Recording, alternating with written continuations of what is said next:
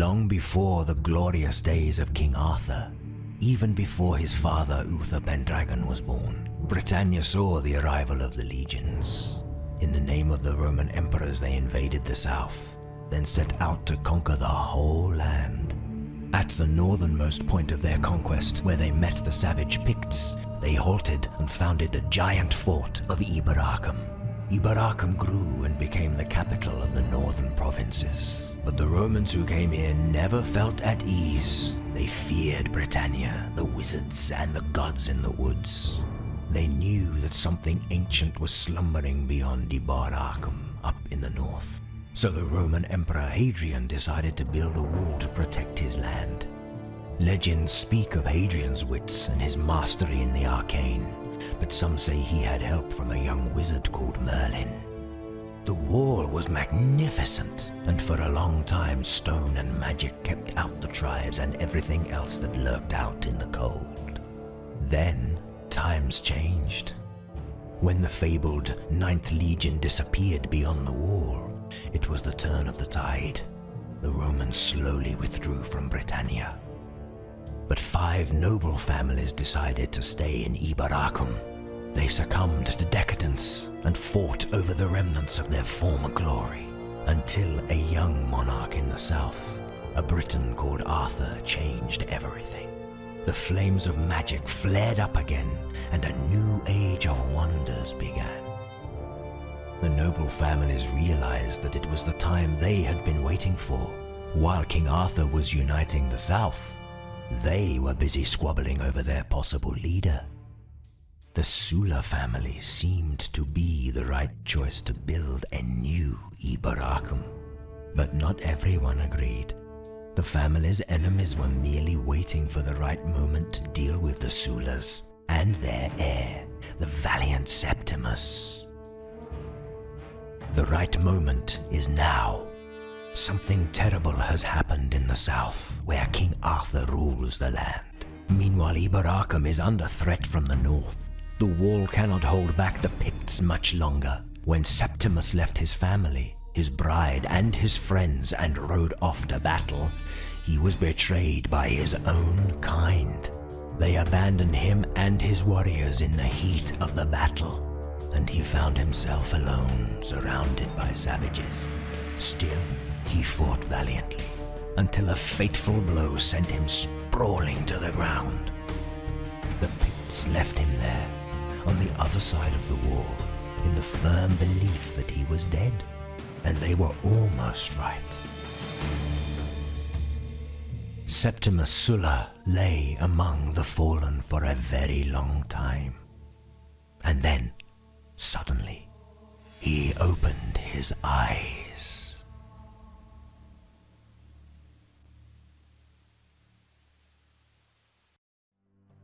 When you open your eyes, you can't decide whether you're awake or in some kind of dream. You stand upon a soaring mountaintop, looking down on a thick layer of clouds beneath your feet. It is almost as if you were in the abode of the gods. Could it be that? You ponder. But your thoughts are interrupted by an ethereal yet powerful voice. Who are you, lost soul? And why have you crossed into the land of savages?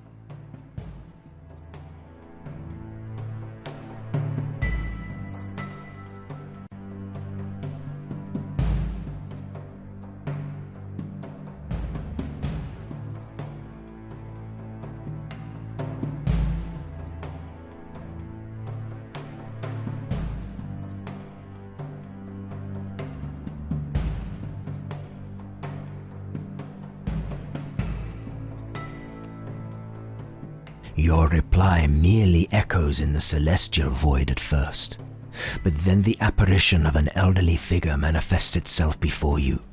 He addresses you with a faint smile and an air of absolute authority. A Roman champion. Well then, I am honored to meet someone with such a rare vocation. But let's see what else we can learn about you. As he speaks, You realize that you know him. You have seen his face on marble statues 100 times before. This is the great Emperor Hadrian himself, who died centuries ago.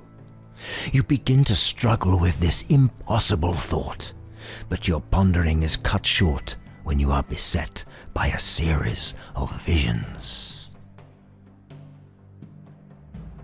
Still, images form and melt away, one after another. You soon realize that these are scenes from your own past, but they are all hazy and lack details.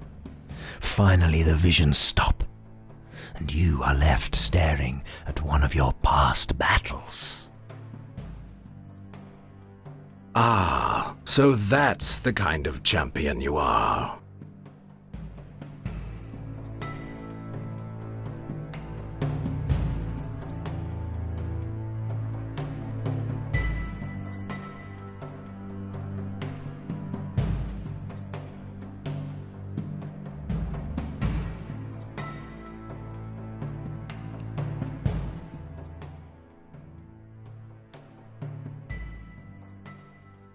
Yes, indeed. Your skills have brought you many victories, and yet here you are. Tell me, how is it that the barbarians defeated the mighty Septimus Sulla? Have the Romans become so weak, or was it your strategy which was flawed?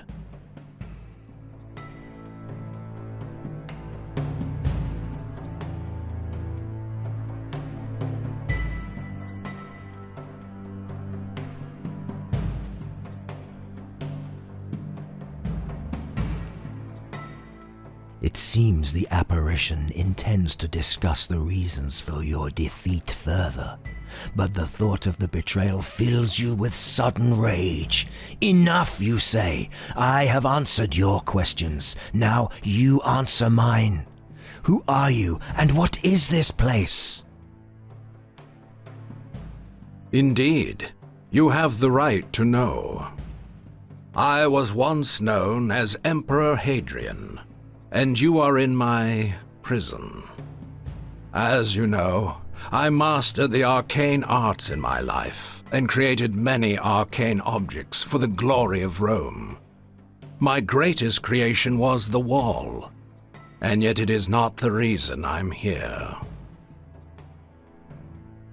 Unbeknownst to me, when I first bound magic to an object of personal vanity, I also bound my eternal soul to it. Thus I became part of my golden wreath, unable to let it go, even after death. Centuries passed, and now only a fragment of the wreath remains, but that is enough to keep me here.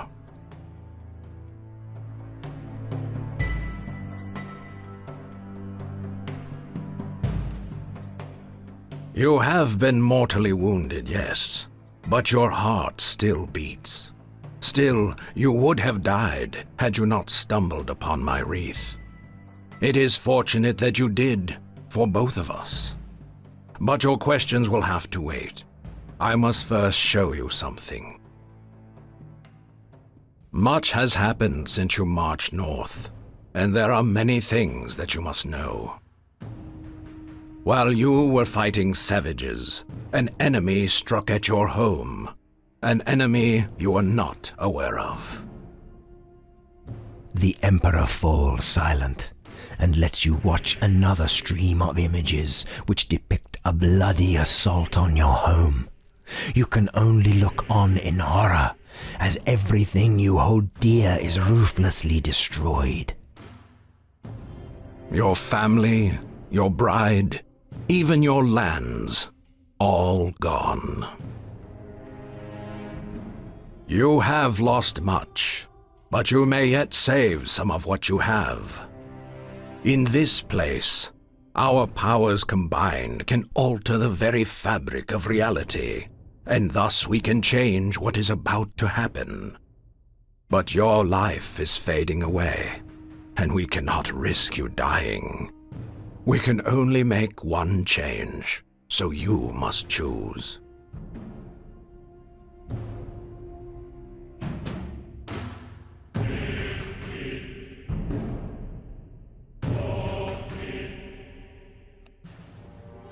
Very good. You have now faced the past and the present, but you have not yet faced the future, and you must see it to know what you must do. All your suffering, all the devastation you've seen, is just a prelude to something much worse. I thought it was inevitable, until your arrival provided us with a chance. But it all hinges on you now. This is what will happen if you die. This is what will be if you don't walk the path that destiny has chosen for you. Our people have grown decadent and weak. Divided and leaderless, they cannot withstand what is to come. The members of your murdered family will have been the lucky ones. There is a reason you found me, Septimus, and together we shall face a monumental task. With the power of my wreath, you shall return from the dead and chisel the world around you until it has a future again. You must rebuild the legions and unite the squabbling families. You must restore the glory of Rome so it can stand firm against the tide of the coming darkness. While the rest of the world burns, a new Rome shall stand. But first, you must reclaim what you have lost. You shall return home, bury your dead, rebuild, and gather your strength. Your people and your soldiers await you. There is much to be done before the name Septimus Sulla is known by all.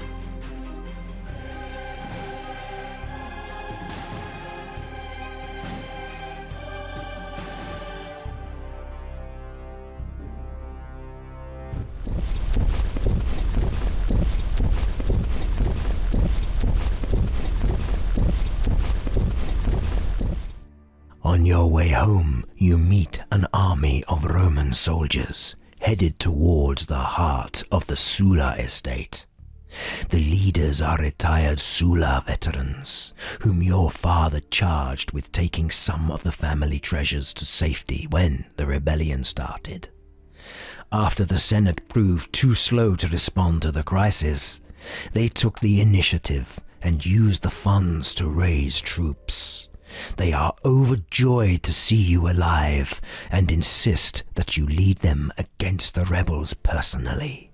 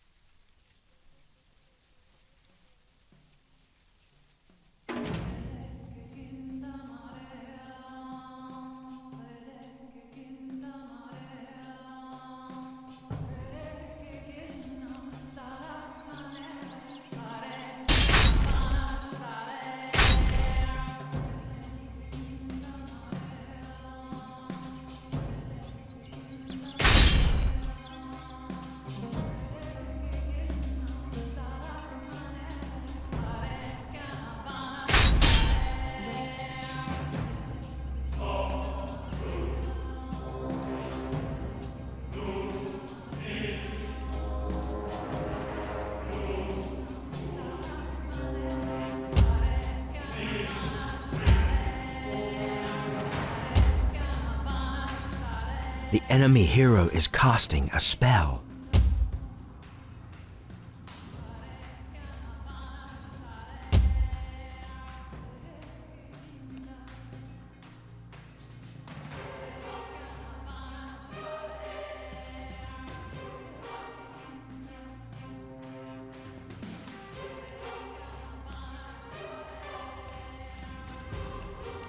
Your magic shield is under normal strength.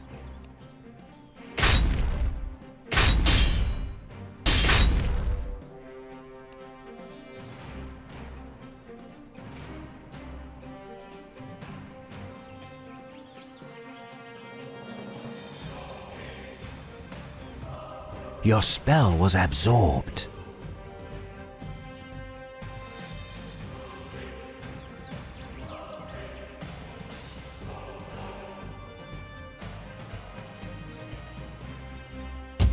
A spell has been cast.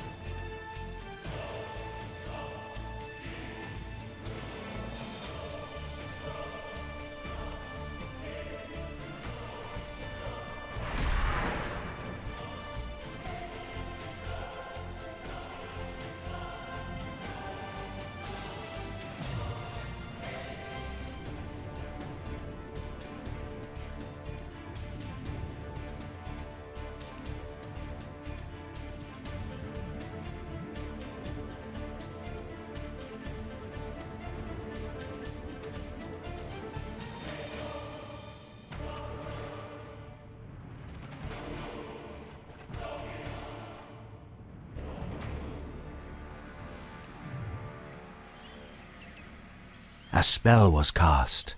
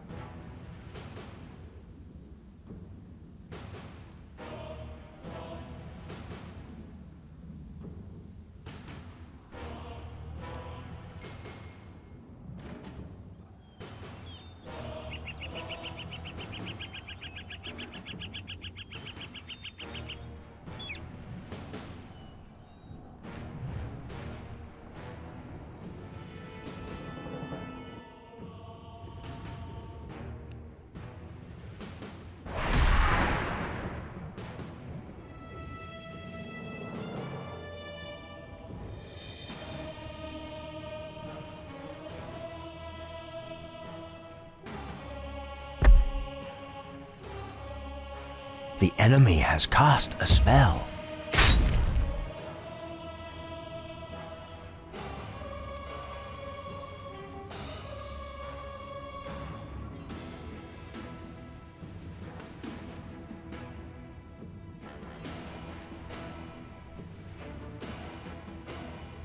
The enemy has cast a spell.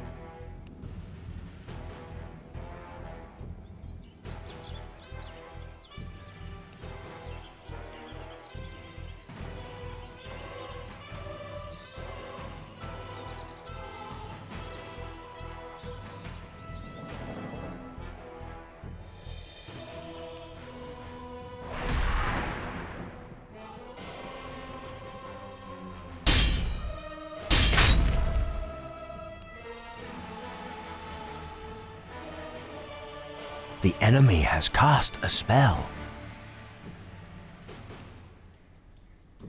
Victory is near.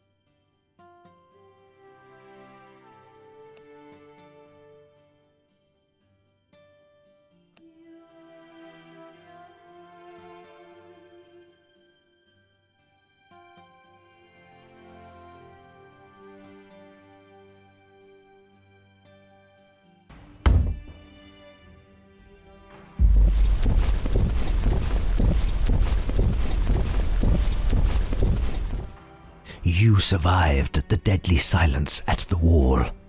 You came home and took back what belonged to you.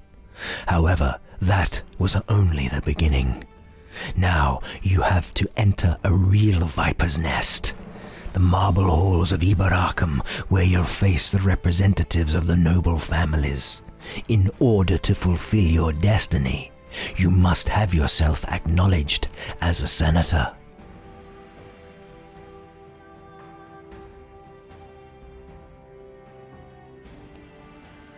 For the first time in your life, you see the main square of Ibaracum as the perfect symbol of what the provinces have become.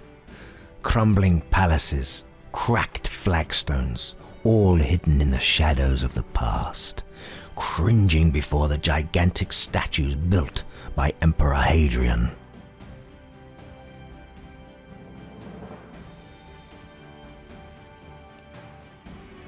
On the broad steps of the Senate building, you come across an unusually large gathering where small groups gather to scheme and gossip. The news of your return must have reached here sooner than you'd thought. You feel their questioning stares while you are climbing the steps.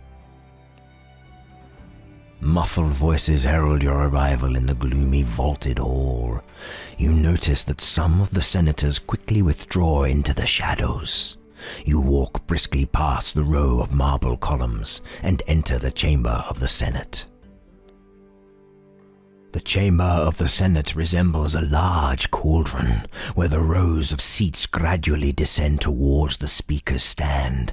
When you arrive, the only person there is the censor, the administrator responsible for keeping the catalogue of the meetings, but the crowd follows you.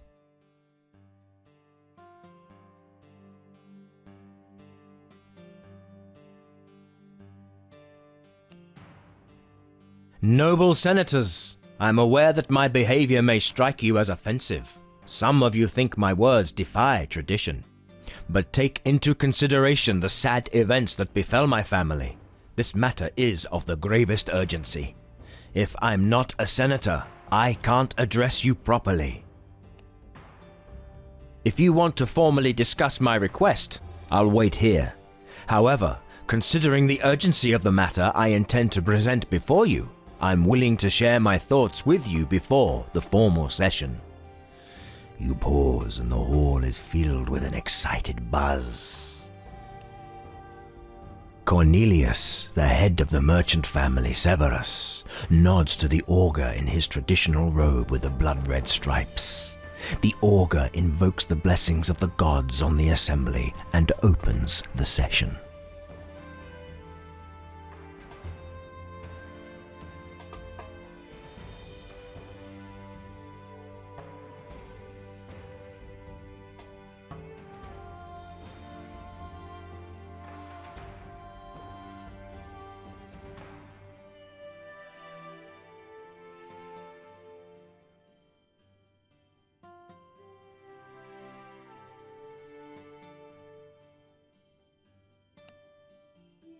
Cornelius Severus is the highest-ranking senator here. Of that there is no doubt, you say. But he is not the Senate. The muttering becomes louder, and you have to raise your voice. He is entitled to speak in front of the Senate first, but he doesn't lead this noble gathering. The senators argue among themselves for a while, carefully weighing every word. It takes a while until the noise in the hall subsides. Then an elderly member of the Ordo Equester raises to speak.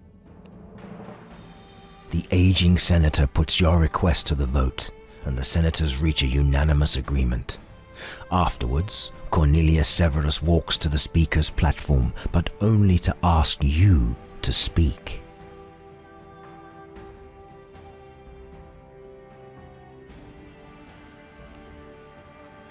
Senators, you begin bitterly. You ordered me to the wall to help the Caracalla family against the invading Picts. And then I was left alone, betrayed by those who sought my help. Lies, shouts one of the Caracallas. We had to move back to our states to defend ourselves. You glare at Senator Caracalla.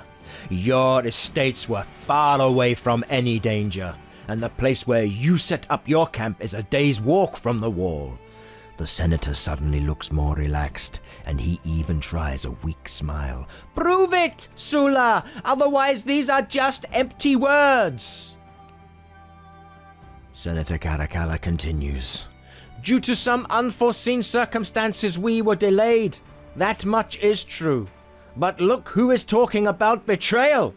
The leader who survived the battle without any wounds! So he deftly accuses you of cowardice and places you under scrutiny.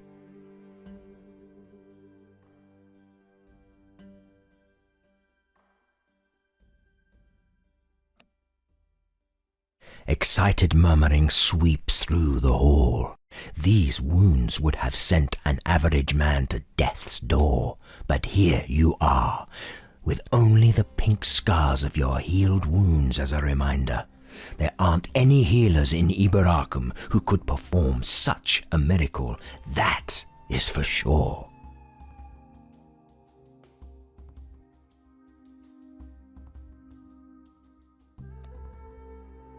Anticipating the next question, you speak first.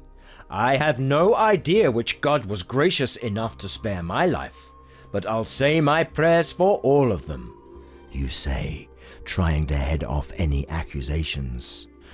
Or perhaps it was a demon, Roars Caracalla.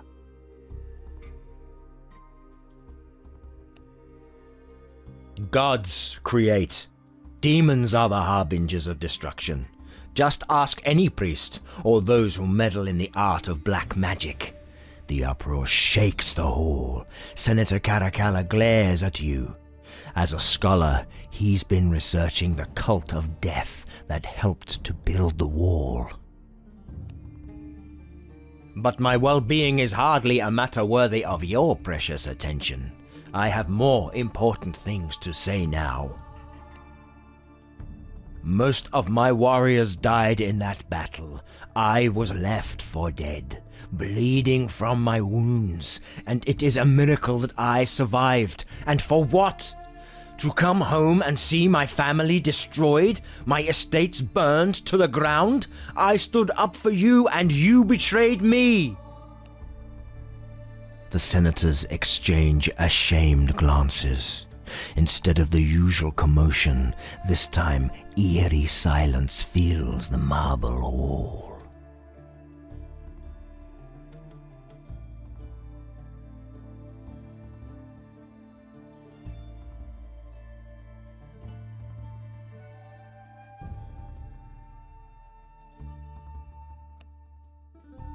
I'm talking about the series of seemingly accidental events that somehow still led to the destruction of my family.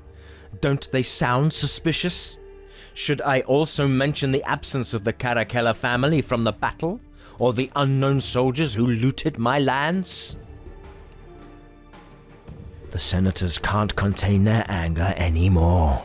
The noise quickly becomes deafening. These are only assumptions. We demand proof. However, you sense uncertainty in the air that is far from the angry disbelief that they display.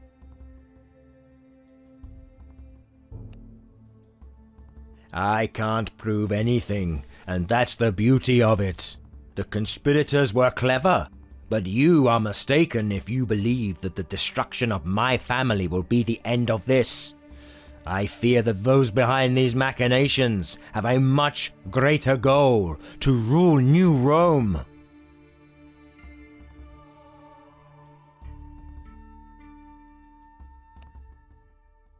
You all know the consultum the Senate passed 100 years ago. That decree set the terms that still apply to the families lending military or financial help for the protection of the wall. Namely, that all losses sustained must be covered by the other families. The Sulla family defended the wall, and thus the whole realm against the tide of the Picts. And what was the price we paid? We lost everything.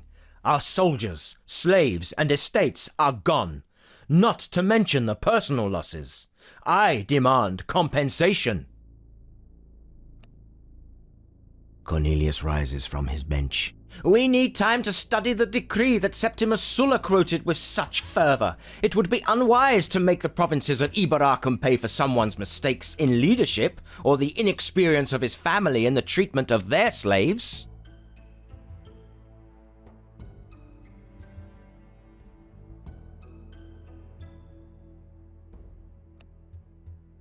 I'm ready to prove my worth as a military leader. Am I wrong to suppose that the Senate is unable to decide even such a trifling matter? A weak Senate is the sign of a weak Iberacum. The uproar is so loud that it's almost ear-piercing. This is clearly a debate that will go into the annals of the Senate. Finally, the augur has to intervene personally, but it takes some time until everyone calms down. Now the Senate will vote on the matter of your compensation. The Senate offers you 2,000 gold and grants you an auxiliary force until you've gathered a new army.